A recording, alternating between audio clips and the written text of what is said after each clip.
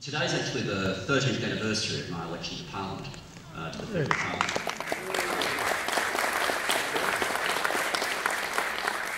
I didn't actually realise that when I woke up, but Chris Bowen sent me a text this morning, so I'm working on the basis that it's true.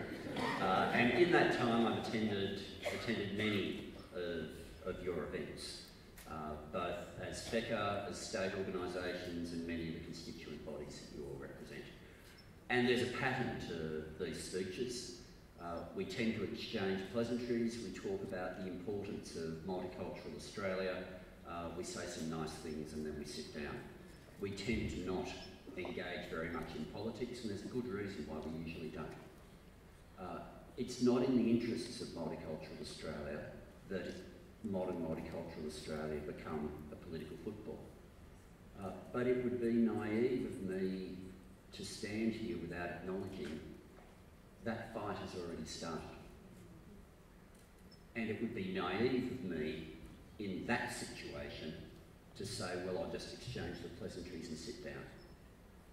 Because the current proposals to change Australian citizenship are the most direct attack on modern multicultural Australia since the abolition of the White Australia policy.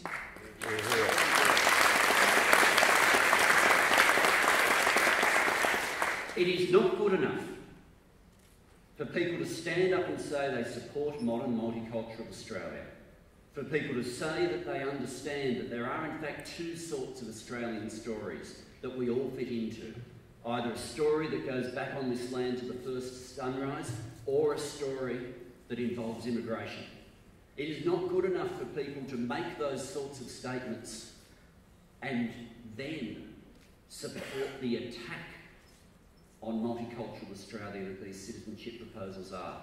Be in no doubt, citizenship proposals, citizenship law is different to any other law that we deal with in the nation.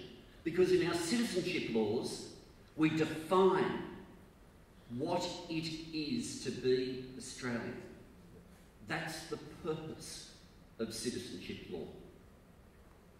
And the delay is difficult and offensive, and I'm opposed to the delay.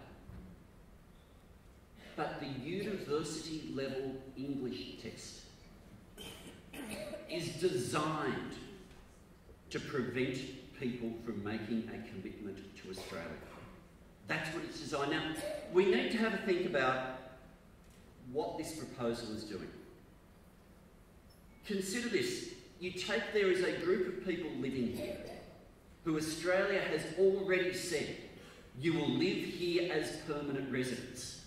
That decision's been made. And that group of people say, we would like to make a pledge of permanent commitment to Australia, and the Australian government says no. That's exactly where we are right now. And saying no to people who want to make a pledge of commitment to Australia on the basis that they might have conversational level English, they might have good enough English to be able to pass the test which already exists and which is in English, but they don't have level 6 IELTS, they don't have the level of English required for university entry. That is designed to permanently prevent people from becoming Australian citizens. And if you want to question, if anyone wants to question, well, isn't that just an across-the-board principle, and by being an across-the-board principle, therefore, why am I talking about the White Australia policy?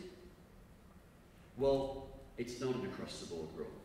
The legislation before the Parliament right now provides an exemption from having to have university-level English if you come from the United States, Canada, New Zealand, the UK or Ireland. If you come from Asia, you have to have university-level English. If you come from England, you do not. If you come from Africa, you will have to have university-level English. If you come from North America, you will not. That does not represent modern Australia.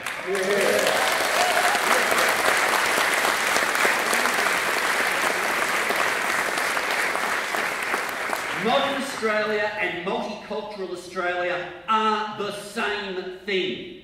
And we need as a nation to be big enough to acknowledge that there is a difference between having a test which encourages people to improve their English to a standard everybody can reach and a test that is designed to exclude. When these proposals were announced, the department was instructed by Minister Dutton to do something very unusual. We have always had a principle in taxation law that when a tax proposal is announced, it's implemented immediately on the presumption that the law will go through Parliament. If the law doesn't go through, the money has to be refunded. But it's done that way for a sensible reason, which is to say, well, you don't want people, the moment a new tax law is announced, suddenly reorganising their finances in a new way of tax avoidance. It's a sensible approach that we've adopted. But we've never done that before with respect to laws like citizenship. And what it's meant is a whole lot of people who have the lawful entitlement under Australian statute right now to apply for citizenship right now are not having their claims processed. In a few weeks' time, the Senate will deal with this bill. And I never call any outcome of a vote until it's happened. I've been around long enough to see that these things are always unpredictable. But let me say this. If the Senate does reject the government's legislation, then the department must start processing every application and processing it immediately under Australian law.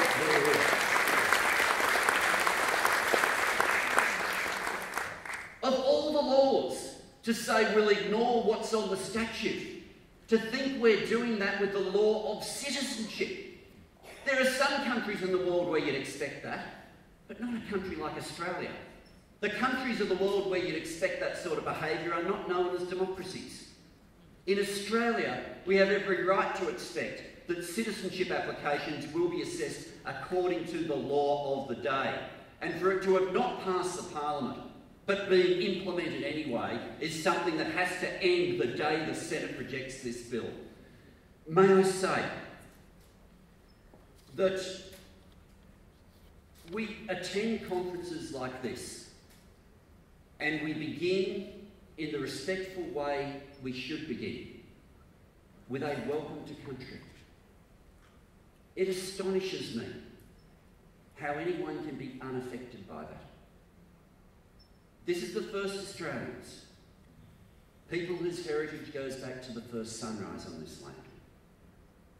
People who were given no choice, no laws to bar people from arriving, saying welcome anyway, giving the generosity of that welcome. To hear that and then respond with a slamming of the door to refuse to welcome anyone else, to refuse to welcome other people based on whether or not they have university-level English, is an astonishing approach. I was Minister for Citizenship for only 3 months. And there's lots of tough things in that portfolio and aspects of the job that are emotionally heart-wrenching. But there is one part of that job that is truly wonderful. And it's that you get to write the citizenship message that will be read out at every ceremony. There were 2 words that my message ended with. And those words were taken out of the message the moment the government changed. I hope one day to be able to put those words back in. Those 2 words, I think, encapsulate what this organisation is about, what modern Australia is about, and what I want our citizenship laws to reflect. Those 2 words were simply this: welcome